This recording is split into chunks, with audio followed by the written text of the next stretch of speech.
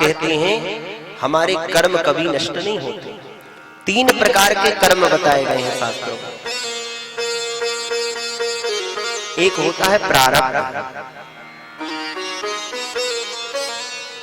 जो इस समय हमें मिल रहा है, जो हमारे सामने जो कुछ मिल रहा है ये हमारे प्रारब्ध के फल से मिल रहा है।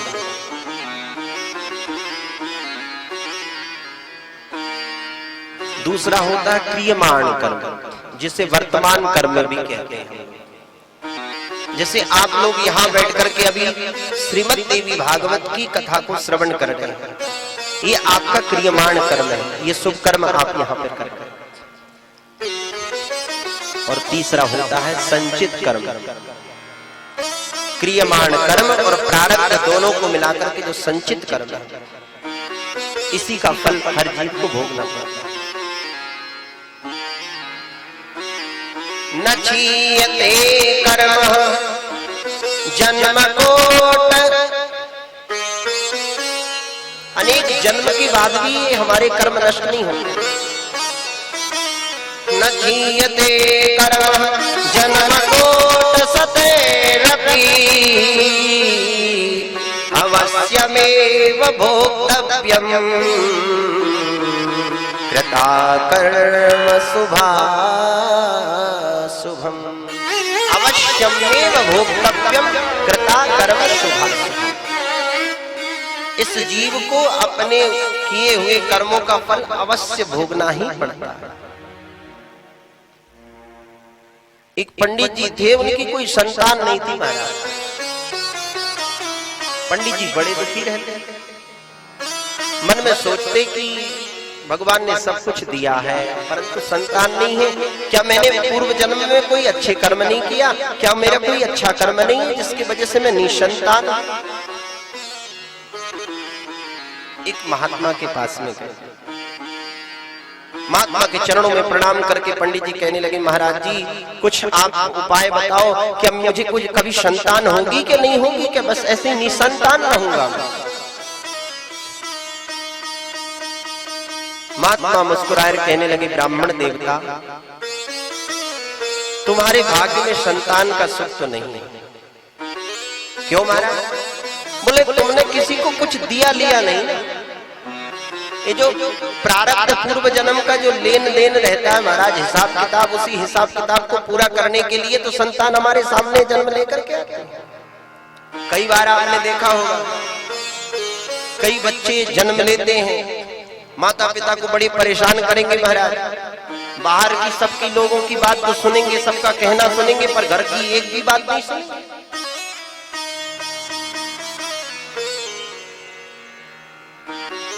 ये क्या है?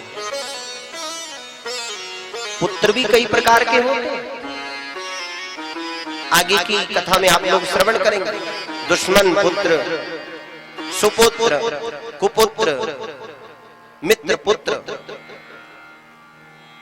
तो जो पूर्व जन्म के संस्कार के द्वारा आपने जो उसे पूर्व जन्म में सताया, परेशान किया, वही कर्म को पूर्ण करने के लिए दुश्मन पुत्र बनकर के आपके घर में आया है। जो बाहर के लोगों की बात को अच्छे से मानेगा, बाहर के लोगों के साथ अच्छा व्यवहार करेगा, परंतु आपके साथ महाराज आपको ऐसा लगेगा ये मेरा बेटा नहीं है, मेरा शत्रु है।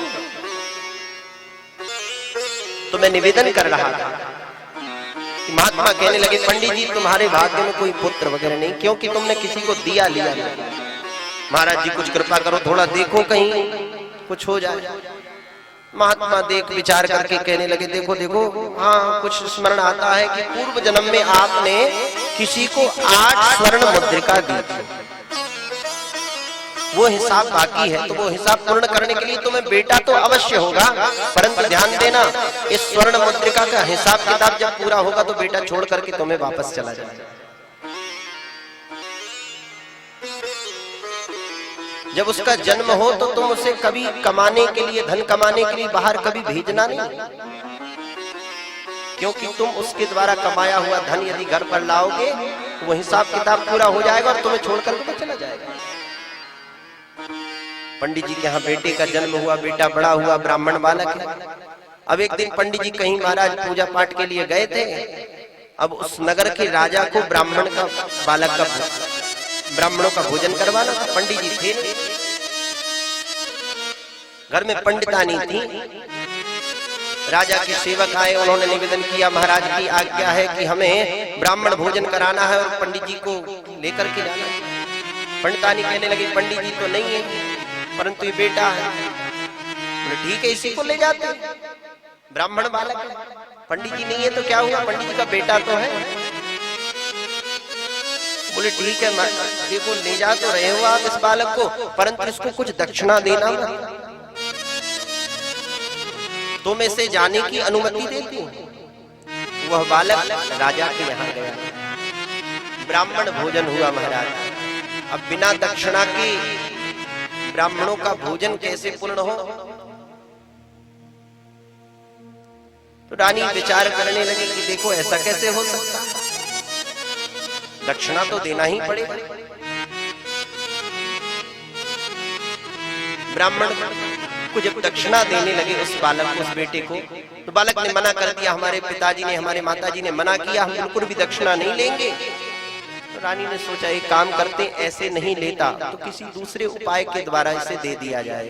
तो कुछ महाराज मोतीचूर के कुछ लड्डू थे, उसमें 8 लड्डुओं में कुछ स्वर्ण मुद्रिका सोने के सिक्के डाल करके उस बालक के हाथ में भेंट कर दिया। बालक उस लड्डुओं को लेकर के घर में आया, जैसे ही अपने माताजी के हाथों में दिया, हाथों में देख करके विश्राम करने चला गया। जैसे विश्राम करने गया, तत्क्षण उसकी मृत्यु हो गई। इधर जब पंडित जी आए तो पंडितानी बड़ी उदास, कारण पूछा। पंडितानी ने सारा कारण बताया कि राजा के यहाँ से निमंत्रण था, बेटा को बुलावा आया, बेटा भोजन प्रसाद पाने के लिए गया। पंडित जी कहने लगे, देवी जी अब सोच विचार मत करो, अब विचार करने से क्या फायदा, बिना विचारे जो करे सो पाछे पछता, और काम बिगाड़े आपना जग में होत हंसा। अब पछताने से कोई कार्य नहीं, अब व्यर्थ चिंता मत करो, हमारा इसका हिसाब किताब पूरा हो गया। बोले कैसे? इसे दक्षिणा तो कुछ दिया, हमने पहले ही मना कर दिया था कि दक्षिणा नहीं देना करके। ध्यान से देखा उन लड्डुओं को महाराज, तोड़ करके देखा तो उसमें 8 स्वर्ण मुद्रिका। ओहो, इसी के कारण इसका और हमारा पूर्व जन्म का हिसाब किताब पूर्ण हुआ और इसकी मृत्यु हो गई है हमें छोड़कर। तो हमें कर्मों से ही सब कुछ प्राप्त होता है। भगवान वेद व्यास जी